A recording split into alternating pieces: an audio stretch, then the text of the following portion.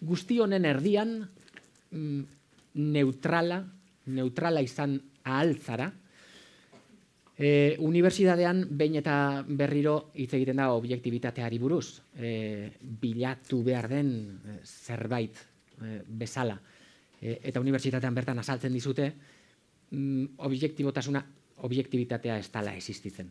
Begiak jartzen ditugunean istorio batean, eta ez beste batean, zuzenean subjektiboak izaten ari gara. Palestinara iritsi, eta hau oso eztabaida rekurrentea da bertako kazetarien artean, hemen zeinek dauka sartagina eskutik ondo hartuta. Eta gainera hau lankideek esaten zidaten zerbait da. Hemen zeinek dauka sartagina eskutik helduta? Israelek. Zeinek egin ahal ditu mugimenduak? Israelek. Hori argi izan da, nik neutrala ez dut izan nahi.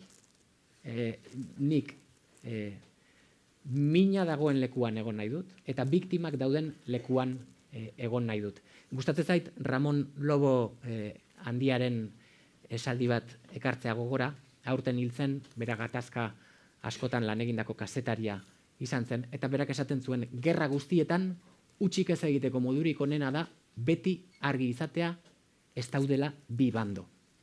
Hiltzen duen jendea eta hiltzen direnak, biktimak baino ez daude. Biktimengandik gertu bazaude, ez duzu utzik egingo. Erredakziotik, behin eta berriro, lankideek batzutan deika eta ze zaila dan hau ondo ulertzea, ze zaila dan objektiboa izatea, eta nik beti esaten nien, hauxe esaten nien. Objektiboa ez, beti biktimen aldean egon behar dugu. Eta biktimen historiak kontatu behar ditugu.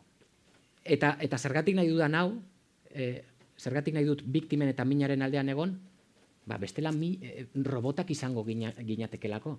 Eta biktimen aldean esaten dudanean, ez nago esaten Gazatik iristen zaizkigun, asko ere gehiago dira orain ikusten ari garenak, Gazatik iristen zaizkigunak, ez bakarrik guraso hoien azalean, ez dut hoien azalean bakarrik jarri nahi, biktimen aldean ere jarri nahi dut, Israelgo ama bat ikusten dudanean, bere prentsaurrekoan egon nintzelako, eta bere alaba Hamasek eraman zuela kontatu zigunean, ama horren azalean ere jartzen naiz. Eta horren mina nire egin nahi dut. Empatia puntu hori beharrezkoa dugu. Min horrek eragiten espaldin badi zerbait, min horrek momenturen batean espaldin badit mugitzen, orduan uste dut lana utzi beharko nukeela.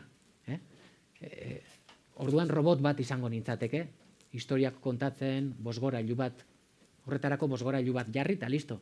Ez, nik empatikoa izan nahi dut. Azkenean, esan dizuet, kazetaritza hori da.